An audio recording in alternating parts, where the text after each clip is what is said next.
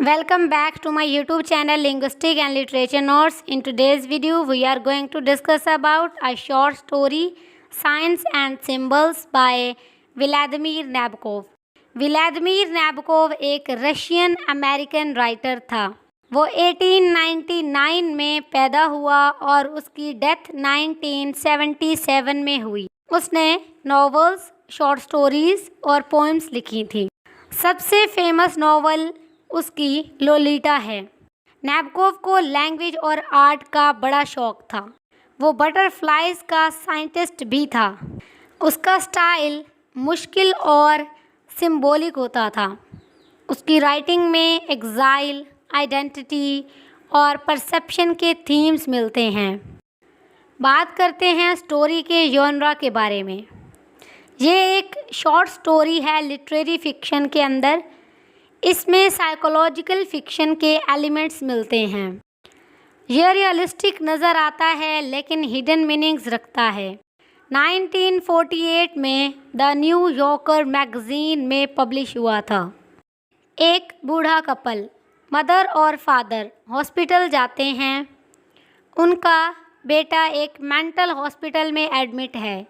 आज उसका बर्थडे है। वो उसके लिए फ्रूट जेली गिफ्ट लेकर जाते हैं। बेटा एक मेंटल इलनेस में मुब्तला है जिसको डॉक्टर्स रेफरेंशियल मैनिया कहते हैं। वो बहुत दफ़ा सुसाइड करने की कोशिश कर चुका है। बेटे को लगता है कि हर चीज़ उसके बारे में सिग्नल या मैसेज दे रही है। हॉस्पिटल में स्टाफ कहता है कि आज मुलाकात नहीं हो सकती क्योंकि आज ही उसने सुसाइड की कोशिश की है। पेरेंट्स उदास होकर घर लौट आते हैं। वो अपना गिफ्ट भी साथ लेकर आते हैं क्योंकि हॉस्पिटल इतना छोटा होता है कि अगर वो अपने गिफ्ट को वहाँ रख देते तो या तो वो इधर उधर हो जाता या उनके बेटे तक ना पहुँचता। इस वजह से वो कहते हैं कि जब अगली दफ़ा हम आएंगे तो गिफ्ट लेकर आएंगे। घर आकर वो पुरानी बातें याद करते हैं। वो बेचैन हैं कि उनका बेटा किस हालत में है। घर में 3 फ़ोन कॉल्स आती हैं। पहली 2 रॉन्ग नंबर होती हैं।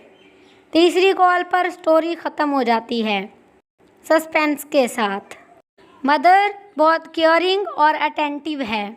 वो अपने बेटे के लिए परेशान हैं कि वो कब ठीक होगा। हर वक्त अपने बेटे के लिए परेशान रहती है। हर चीज़ में साइंस ढूंढती है। वो होप और सेक्रीफाइस की मिसाल है।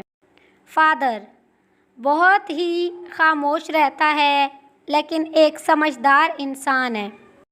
वाइफ और बेटा दोनों के लिए सपोर्ट करता है। ज़िंदगी के गमों को बर्दाश्त करता है। उसकी पर्सनालिटी साइलेंट स्ट्रेंथ की सिंबल है। बेटा वो मेंटल इलनेस का शिकार है जिसे रेफरेंशियल मैनिया कहते हैं। रेफरेंशियल मैनिया में लोगों को लगता है कि सभी ऑब्जेक्ट्स, सभी वर्ड्स उन्हें सिग्नल दे रहे हैं, उनके बारे में बातें कर रहे हैं।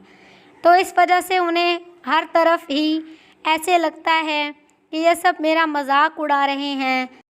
हॉस्पिटल में वो कन्फाइंड है। वो लोनलीनेस और मेंटल स्ट्रगल की निशानी है। मेजर थीम्स जिसमें सबसे पहले हमारे पास मेंटल इलनेस आता है जिस पे ये स्टोरी बेस्ड है। स्टोरी में मेंटल इलनेस का असर दिखाया गया है। बेटा पैरानॉइड है और ख़ुद को हर जगह सिंबल के थ्रू रिलेट करता है। इलनेस सिर्फ पेशेंट को नहीं, फैमिली को भी इफ़ेक्ट करती है। पेरेंटल लव, माँ बाप की मोहब्बत अनकंडीशनल है। वो हर मुश्किल के बावजूद अपने बेटे का ख्याल रखते हैं, उसके लिए परेशान हैं। उनकी सेक्रीफाइसेस, उनकी लॉयल्टी सब के सब अपने बेटे के लिए है और वो उसे दिखाते भी हैं, उसका साथ देते हैं और उसके लिए हर वक्त परेशान रहते हैं। आइसोलेशन, फैमिली सोसाइटी से अलग महसूस करती है। बेटा अपने ख्यालों में कैद है। पेरेंट्स भी इमोशनली अकेले हैं। सर्च फॉर मीनिंग, माँ हर चीज़ में कोई मीनिंग ढूंढती है। बेटा भी हर सिंबल को अपने साथ रिलेट करता है। इंसान हर वक्त लाइफ में कोई साइन या मैसेज ढूंढता है। अनसर्टेनिटी, कहानी का एंड क्लियर नहीं है। फ़ोन कॉल का मतलब भी अनक्लियर है। ये थीम जिंदगी के अनप्रेडिक्टेबिलिटी को रिफ्लेक्ट करता है। Symbols, science and symbols, story का टाइटल ही सिंबॉलिक है। हर ऑब्जेक्ट बेटे के लिए मैसेज है। उसे हर चीज़ में साइंस दिखते हैं। ये इलनेस के थॉट पैटर्न को दिखाता है। जेली जार्स उनकी केयर और लव का एक्सप्रेशन है। स्वीटनेस का सिंबल है, लेकिन लाइफ बिटर है। सिंपल गिफ्ट में इमोशंस छुपे हैं। Telephone calls, mysterious calls suspense बनाती हैं। हर कॉल अनसर्टेनिटी का सिग्नल देती है। शायद किसी बड़ी मुसीबत की तरफ हिंट है। बर्ड इन पडल, पानी में फंसी हुई छोटी सी बर्ड का जिक्र होता है। बर्ड हेल्पलेसनेस का सिंबल है। ये उनके बेटे की हालात को रिप्रेजेंट करता है, कैद और बेचारगी को, कि वो वहाँ पर कैद है उस लाइफ में जिसको वो जीना नहीं चाहता। स्टाइल एंड स्ट्रक्चर, कहानी 3 पार्ट्स में डिवाइड है। हर पार्ट इमोशनल टेंशन को बिल्ड करता है। लैंग्वेज सिंपल और डिस्क्रिप्टिव है जो इस स्टोरी में यूज़ की गई है। शॉर्ट सेंटेंसेस और सॉफ्ट टोन यूज़ हुई है। Story 3rd person limited narrator के ज़रिए बताई गई है। ज़्यादा फोकस माँ के थॉट्स और फीलिंग्स पर है। सेटिंग सिंपल है, एक मॉडेस्ट अपार्टमेंट और एक मेंटल हॉस्पिटल के बारे में। Historical background, family Jewish immigrants हैं। उनका गुजरा हुआ वक्त वार और हार्डशिप से भरा हुआ है। इमिग्रेशन उनको और ज़्यादा आइसोलेट करता है। ये बैकग्राउंड उनकी मेंटल और इमोशनल स्ट्रगल को इन्हेंस करता है।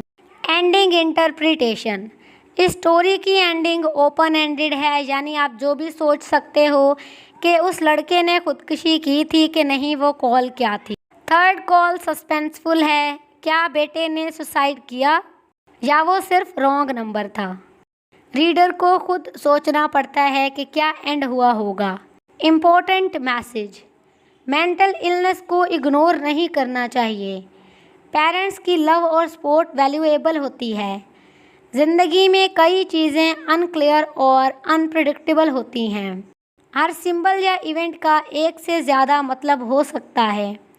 कभी कभी रियल लाइफ भी सिंबॉलिक हो जाती है।